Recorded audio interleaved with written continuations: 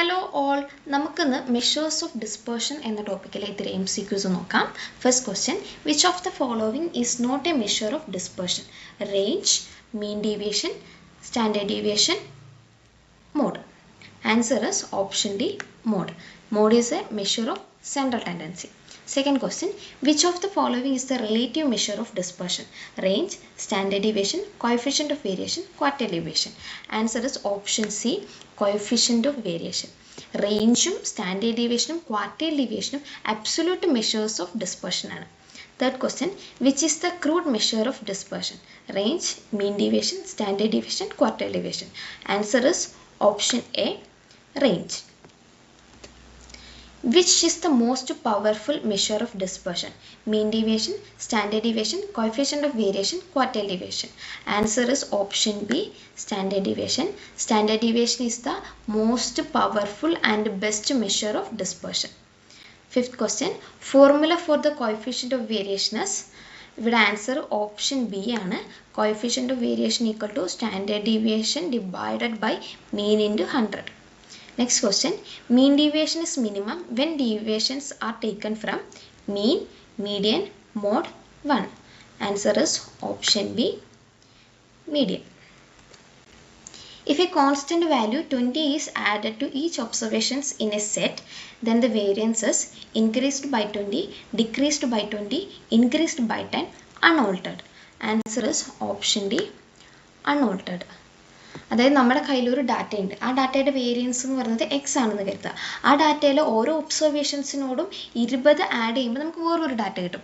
ആ ഡാറ്റയുടെ വേരിയൻസും എക്സ് തന്നെയായിരിക്കും. അതായത് ആദ്യത്തെ ഡാറ്റയുടെ വേരിയൻസും രണ്ടാമത്തെ ഡാറ്റയുടെ വേരിയൻസും സെയിം ആയിരിക്കും.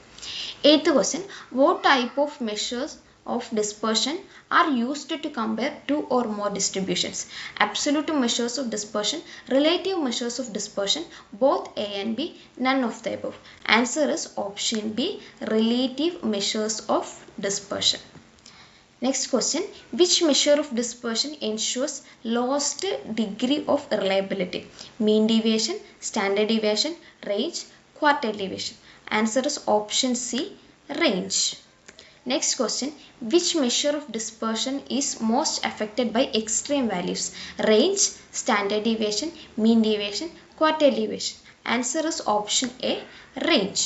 Next question, which measure of dispersion is least affected by extreme values? Range, standard deviation, mean deviation, quartile deviation. Answer is option D, quartile deviation. അതായത് ഒരു ഡാറ്റയിൽ എക്സ്ട്രീം വാല്യൂസ് ഉണ്ടെങ്കിൽ അത് ഏറ്റവും കൂടുതൽ എഫക്റ്റ് ചെയ്യുന്നത് റേഞ്ചിനെയും ഏറ്റവും കുറവ് എഫക്റ്റ് ചെയ്യുന്നത് ക്വാർട്ടൈൽ ഡീവിയേഷനെയുമാണ്. Which measure of dispersion can be calculated in case of open end intervals? Range, standard deviation, mean deviation, quartile deviation. Answer is option D, quartile deviation. The standard deviation of a set of values will be always positive, positive when the values are positive, positive when the values are negative, negative when the values are negative. Answer is option A, always positive. Standard deviation is always positive. Next question, all the values in a sample is same, then the variance is 1, 100, 0, none of the above. Answer is option C, 0. അതായത് ഒരു ഡാറ്റയിലെ observations എല്ലാം same ആണെന്നുണ്ടെങ്കിൽ 5 എടുക്കുക. ഒരു ഡാറ്റയിലെ observations എല്ലാം 5 ആണെന്നുണ്ടെങ്കിൽ അവൻ്റെ മീൻ എന്ന് പറയുന്നത് 5 തന്നെയായിരിക്കും. അപ്പോൾ അവിടെ ഒരു ഡീവിയേഷൻ ഉണ്ടാകുന്നില്ല. അതുകൊണ്ട് വേരിയൻസ് 0 ആയിരിക്കും. അടുത്ത ചോദ്യം, which measure of dispersion ensures the highest degree of reliability? Range, standard deviation, mean deviation, quartile deviation. Answer is option B, standard deviation. അടുത്ത ചോദ്യം, mean deviation is always dash quartile deviation? Greater than, less than, same as, none of the above. Mean deviation is always greater than quartile deviation. Quartile deviation is absolute measure of dispersion, relative measure of dispersion, both A and B, none of the above. Quartile deviation is an absolute measure of dispersion.